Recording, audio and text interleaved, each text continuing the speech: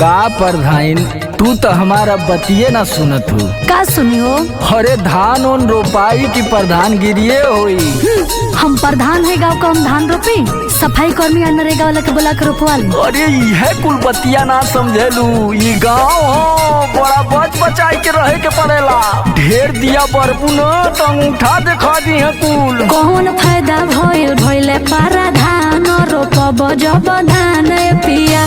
कौन फायदा भइल भइले पारा धान रोपब जब धान पिया। और धान पिया और धान पिया रही गौआ में कौन हमर सान रोपब जब धान पिया।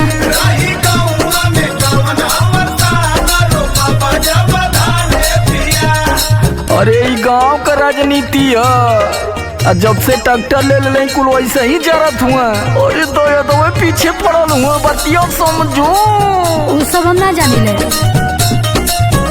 गौआ जान जाई पर धनवा झोरत माल कमा के रुपया लाल बागोरी।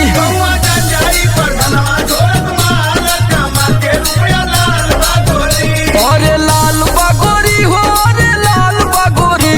बचल कुछ दिन चुनावा के साल कमा के रुपया लाल बागोरी।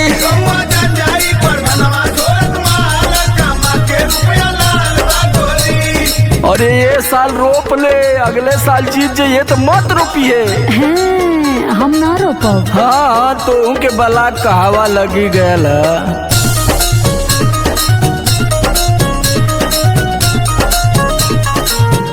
है के हम खाली बने पराधान हो, धोती कुर्ता झारे अपने को चोरे लपान हो।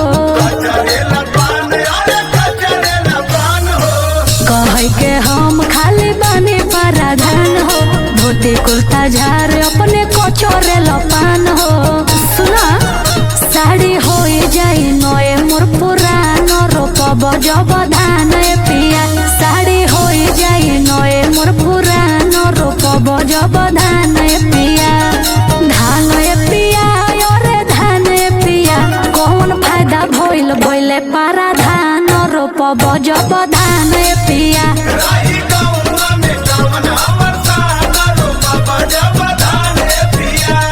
वैसा ही हमके डॉक्टर कहले अब पानी में ना है लेके करिया ही दुखाता। अरे चल खाली फोटोआ खिंचाए ले, सोशल मीडिया पे वायरल हो जाओ। अरे गौवा वाले जानो कि जमीनी ईमानदार प्रत्याशी हो।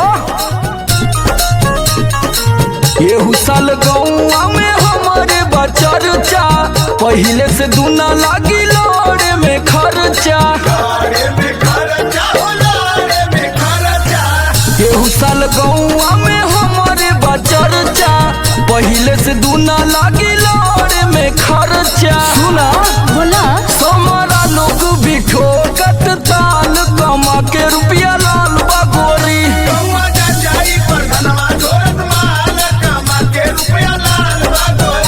अरे लाल बागोरी हो, अरे लाल बागोरी। बचल कुछ दिन चुनावा के साल कमा के रुपया लाल बागोरी।